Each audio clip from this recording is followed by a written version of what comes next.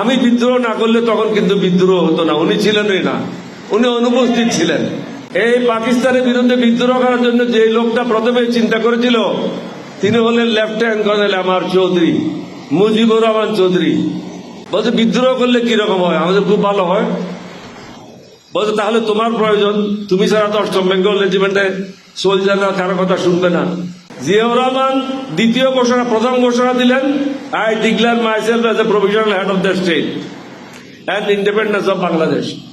জিয়াউর রহমানকে হত্যা করতো 5 মিনিট পরে আমি যদি ফিরে আনতাম। এটা আমি ফিরে আনি না, এটা আল্লাহর হুকুম।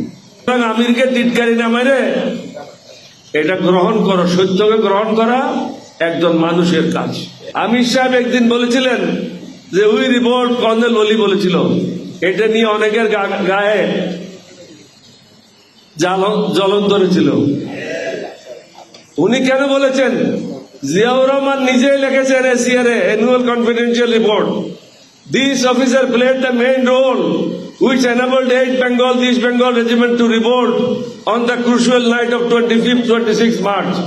এই অফিসারই 1971 সালের 25-26 মার্চ রাত্রে বিদ্রোহে গুরুত্বপূর্ণ ভূমিকা পালন করে। আমি বিদ্রোহ না করলে তখন কিন্তু বিদ্রোহ হতো না, উনি ছিলেনই না, উনি অনুপস্থিত ছিলেন। উনি চট্টগ্রাম বন্দরের দিকে যাচ্ছিলেন। ওনাকে যদি ফিরে আনতাম কয়েক মিনিট পর ওনাকে মেরে কর্ণফুলীতে ফেলাই দিত। এছাড়াও পরের বছর 73 ইংরেজিতে তৎকালীন মেজর শওকত, ব্রিগেডিয়ার শওকত হিসেবে চট্টগ্রাম ব্রিগেডের কমান্ডার ছিল। উনি আমাদের 3য় সিনিয়র লোক ছিল যুদ্ধের সময়। উনি কি লিখেছেন? This officer on his own initiative asked Ziaur Rahman two declare independence of Bangladesh. এই অফিসারে জিয়াউর রহমানকে বলছে স্বাধীনতা ঘোষণা করার জন্য। তো তোমাদের গাত্রদাহ কেন হচ্ছে? এই ডকুমেন্টগুলি তো আর্মি হেডকোয়ার্টার আছে। একদম যদি ইংরেজি লেখাপড়া করতে না জানো, ঢাকা ইউনিভার্সিটির ইংলিশ প্রফেসরকে নিয়ে যাও এগুলি পড়ার জন্য। অসুবিধাটা কোথায়? আর যদি ওখানে অসুবিধা হয় আমার ঘরে আসো, অরিজিনাল এসিআর তো আমি রেখে দিছি। স্টাইল হোক রুচিশীল, পরিচয় হোক রাজকীয়, e commerce platform palace of classy, যেখানে ফ্যাশন মেলে আত্মবিশ্বাসে। শীতের হুডি হোক বা গরমের আরাম, আমরা আছি আপনার পাশে। 100% অরিজিনাল প্রোডাক্ট, দেশের যে কোনো প্রান্তে, ফ্রি হোম ডেলিভারি। অর্ডার করতে ইনবক্স করুন এখনই। Palace of classy, B classy, be confident. আমি তো ওই রকম বোকার লোক না। আমি যখন চাকরি ছেড়েছি অরিজিনাল এসিআর গুলি আমি সাথে নিয়ে আসছি। আমার ঘরে আসো, বিনা পয়সায় দেখাই দেব।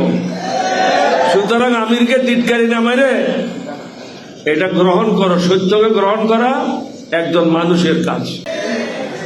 এটা অস্বীকার করে বেশি দিন টিকতে পারবে না। সত্যিকার অর্থে এই পাকিস্তানের বিরুদ্ধে বিদ্রোহ করার জন্য যে লোকটা প্রথমে চিন্তা করেছিল তিনি হলেন লেফটেন্যান্ট কর্নেল আমার চৌধুরী, মুজিবুর রহমান চৌধুরী। ওনার আমি খুব একজন ঘনিষ্ঠ লোক ছিলাম। উনি ছিলেন 4 বেঙ্গল রেজিমেন্টের অধিনায়ক। বদলি হয়ে আসেন চট্টগ্রামে, chief instructor east Bengal regimental centre. আমাকে বলা হতো ব্লু হোয়াইট বয় অফ আমার চৌধুরী। উনি আমাকে ডাকে চট্টগ্রাম সেনানিবাসে নিয়ে গেলেন। আমি ছিলাম 16 শহরে। উনি বললেন যে আমাদের কোনো ভূমিকার প্রয়োজন ছিল না। উনি সরাসরি প্রস্তাব দিলেন বাংলাদেশের এই অবস্থাতে কি করা দরকার। আমি স্যার বিদ্রোহ করতে হবে, দেশ স্বাধীন করতে হবে। বলছে এগ্রি, তুমি তোমার প্রস্তুতি গ্রহণ করো, আমি আমার প্রস্তুতি গ্রহণ করি। কয়েকদিন পর জিয়াউর রহমান সাহেব উনার বাসায় আমাকে ডেকে পাঠালেন। প্রথম দিন আমি ওনার সাথে কথা বললাম না, কারণ উনিও ছিলেন আইএসআই একজন কর্মকর্তা, আমিও ছিলাম। সুতরাং তাকে আমি আগের থেকে জানি না, চিনি না, কোথায় কথা বলে কি বিপদে পড়ি। প্রথম দিন আমি ওনার কথাগুলি শুনে চলে আসলাম। কয়েকদিন পর উনি আমাকে আবার ডাকলেন, আবার ডেকে জিজ্ঞাসা করলেন আমি এত ভূমিকা রাখেন কেন, আসলে কি করতে চান সেটাই বলেন। বলছে কি করণীয়? আমি আপনি বলেন কি করণীয়। বলছে একটা কিছু তো করতে হয়। আমিও বুঝি একটা কিছু করতে হয়, কিন্তু সে একটা কিছু কি? বলছে বিদ্রোহ করলে কিরকম হয়? আমাদের খুব ভালো হয়। বলছে তাহলে তোমার প্রয়োজন, তুমি ছাড়া তো 8ম বেঙ্গল রেজিমেন্টে সোলজাররা কারো কথা শুনবে না। তাহলে আমি ঠিক করে নেব। তাহলে আমরা 3 জন হলাম, বাকিরা জানে আংশিক। কেউ জানে 2 আনা, কেউ জানে 1 আনা, কেউ জানে 1 পয়সা, কেউ জানে 3 আনা। পুরা গল্পটা আমি আর জিয়াউর রহমান সাহেব ছাড়া কেউ জানে না। কারণ আমার চৌধুরী সাহেবকে 25 রাতে 10টার দিকে উনাকে 20 বেলুচ রেজিমেন্ট গাড়ির পিছনে রশি দিয়ে বন্ধ করে হেসরাইয়ে তাকে হত্যা করা হয়। জিয়াউর রহমানকে হত্যা করতো 5 মিনিট পরে আমি যদি ফিরে আনতাম। এটা আমি ফিরে আনি না, এটা আল্লাহর হুকুম। আমি মালিকের হুকুমটা পালন করেছি মাত্র। আমি বাংলাদেশ সেনাবাহিনীর 1st ব্রিগেড মেজর। কত বড় অন্যায় আর্মিতে হয় সেটা এখন বুঝেন, বুঝানোর জন্য। জিয়াউর রহমান প্রথম ঘোষণা দিলেন, I declare myself as a provisional head of the state and independence of Bangladesh. 27 তারিখ সন্ধ্যায় কালুঘাটে একটা ট্রান্সমিটিং স্টেশন ছিল না, ব্রডকাস্টিং স্টেশন ছিল না, ট্রান্সমিটিং ছিল। ওটাকে আমরা রূপান্তর করে ব্রডকাস্টিং স্টেশনে আনলাম।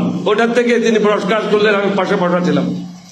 30 তারিখ উনি আরেকটা ভিন্ন কারণে, যেটা কখনো বলা যাবে না, এটা হলো গোপনীয়তা আমার এবং উনার মধ্যে।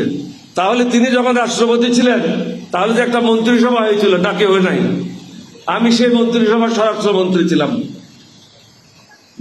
মেজর মীর শওকত আলী ছিল পররাষ্ট্রমন্ত্রী। বাকি মন্ত্রিসভা আমরা পূরণ করি নাই, কারণ সবাই সাথে দেখা হওয়ার পরে করব। দ্বিতীয় অ্যানাউন্সমেন্ট আমাদের যখন কাজ হয় নাই, যে কোনো প্রকারে হোক, 30 তারিখ উনি বলে দিলেন, I declare myself as commander in chief of liberation forces.